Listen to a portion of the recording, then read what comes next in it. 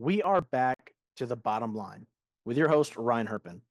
We've spent today breaking down resilience, what it means, how we develop it, and how it shapes our future. Resilience to me is more than just a word.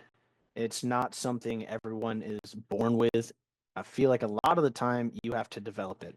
It's something you have to work on, something you have to grow. And at times life gets really hard. Business gets hard. You've got to develop a thick hide, some thick skin, a tough sense of ability to move forward even when there's opposition. And if today's discussion has shown us anything, it's that resilience isn't just about surviving challenges. It's about transforming struggles into stepping stones. Resilience is about training your mind and spirit to endure, adapt, and emerge stronger. Let's look at a real life example. One of the most powerful displays of resilience in history, in my opinion, is Nelson Mandela. He spent 27 years in prison, enduring hardship and isolation. I don't know about you, I've never been to prison. That's a long time. Yet he never lost sight of his vision for a better future.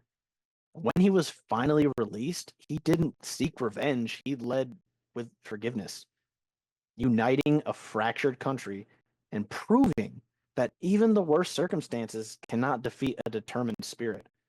His story reminds us that our greatest struggles can shape us into the strongest version of ourselves.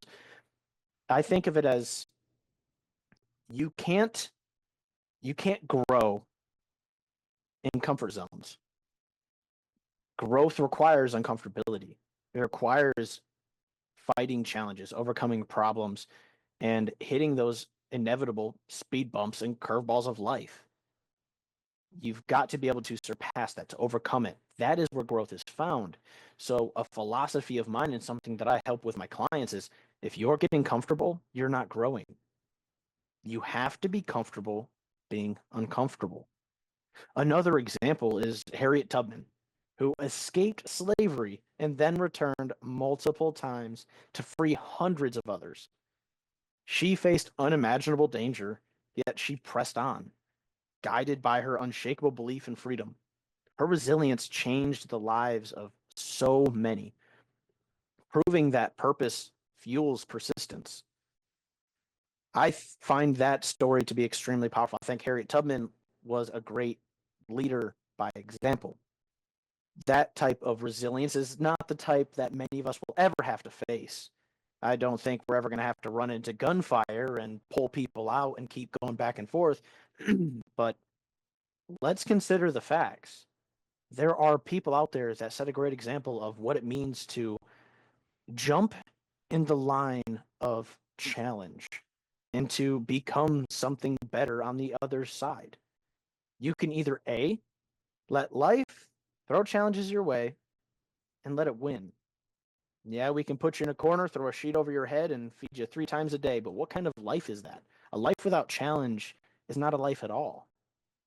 So resilience has to become a part of who we are. Different degrees for everybody, but resilience is a part of what makes life interesting. Opposition gives you challenges to overcome, right? We can say this a million times, and it's always going to be true. Let's also consider Steve Jobs, who was fired from Apple, the company he co founded. Instead of giving up, he used that setback as fuel, eventually returning to revolutionize technology as we know it today. His story teaches us that sometimes setbacks are setups for greater success. Think of this as a muscle. The more you exercise it, the stronger it becomes. Every hardship, every rejection, and every failure is an opportunity to build your resilience and develop unshakable confidence. I believe that if you can work through the pain of a wound, it will provide wisdom. And to unpack that, on any kind of sports team out there, you don't become the best without putting in the work. You don't become the smartest, the strongest, the most successful without putting in the work. And the work is just a chain of opposition, problem, struggle that you have to keep overcoming. Resilience can be automatic because life automatically will throw challenge your way. But resilience, as I said before, is a choice. It's not it's not automatic in the sense that you don't have to face struggle head on. You can cover your eyes and try to look away from the problem, but it's not going to disappear. Resilience is driving forward no matter what. The reality is, we all face adversity, but the real test isn't the challenge itself, it's how we respond. Resilience is about mindset. It's about choosing to see obstacles as lessons rather than losses. Every challenge we overcome is a brick in the foundation of our future success. We all have moments where we wonder if we should keep going. But the people who achieve greatness, the ones who build success on their own terms, are the ones who refuse to stay down. As I said, resilience is a choice. It's not about bouncing back, it's about bouncing forward, using setbacks as a launching pad for greater achievements. You don't have to be the smartest person in the room, the most talented, the most connected, but you do have to be willing to endure, adapt, and persist.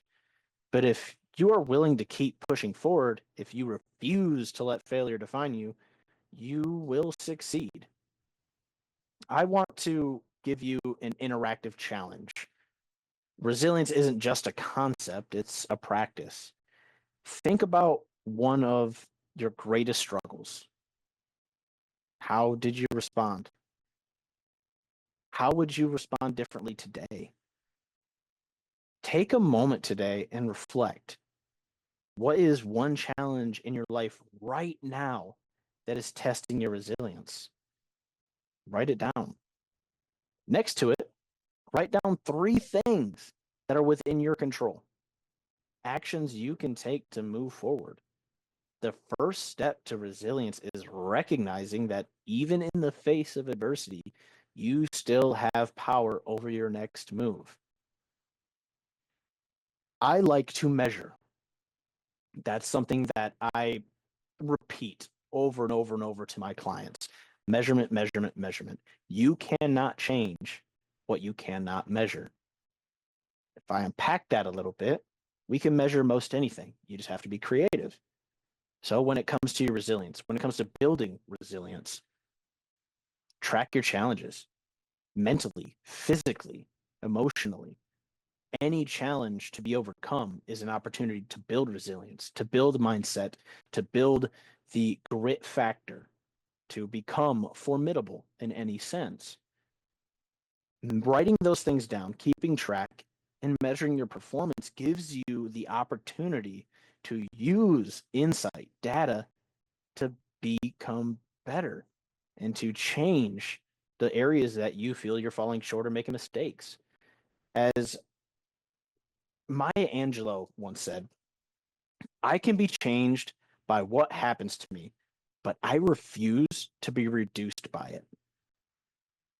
Those are powerful words. Life can change us, problems can change us. We hope it does. We want it to. We don't want to stay the same forever. We want our problems to shape us into a better version of ourselves. We want to be refined. We want to be stronger. We want to be better. But we don't want to let that reduce us. We don't want to let those challenges, those opportunities become more to have the other effect and break us down, to making us less than who we are, who we want to be. It's about refusing to let difficulty define you. Remember that even in your darkest moments, there is light ahead if you keep moving forward. There are hundreds of other possible examples out there of resilience and where it applies. For me, I want to get down to some of what I deal with in business. As a consultant, I see countless problems in different businesses, different industries. The fact is, resilience looks the same in business. It's choosing to rise above and make something happen. Because in reality, as entrepreneurs, it's not just us that we're making the difference for. As your business grows, you're feeding families. You're taking care of employees. You're providing a service that may be detrimental to others' well-being. If a challenge breaks you down, what is that doing to the people around you, the people you serve, the people you lead? As an entrepreneur, as a leader in any sense, a coach, a teacher, it doesn't matter. Every leader out there needs to set the example for what it means to be resilient. And as you grow resilience, the people around you will model. I find that to be extremely important, especially in parenting. There's a lot of parents out there that don't model resilience, and then their children don't, they're just weak minded in a lot of ways. And that's a shame. So I'll leave you with this. This is something that's been on my heart for a long time. Resilience isn't about never failing, it's about learning how to rise every time you do. If you're facing hardship right now, don't let it define you. Let it refine you. Keep pushing, keep believing, and keep showing up because success is waiting on the other side of perseverance. This is something that I think could sit with everyone. Perseverance, altogether, to me means let it refine you. Let the struggles make you stronger. Thank you for joining us on The Bottom Line. I'm Ryan Herpin, and I will see you next time as we continue to uncover the keys to success. Until then, stay strong, stay focused, and remember, success isn't given, it's earned.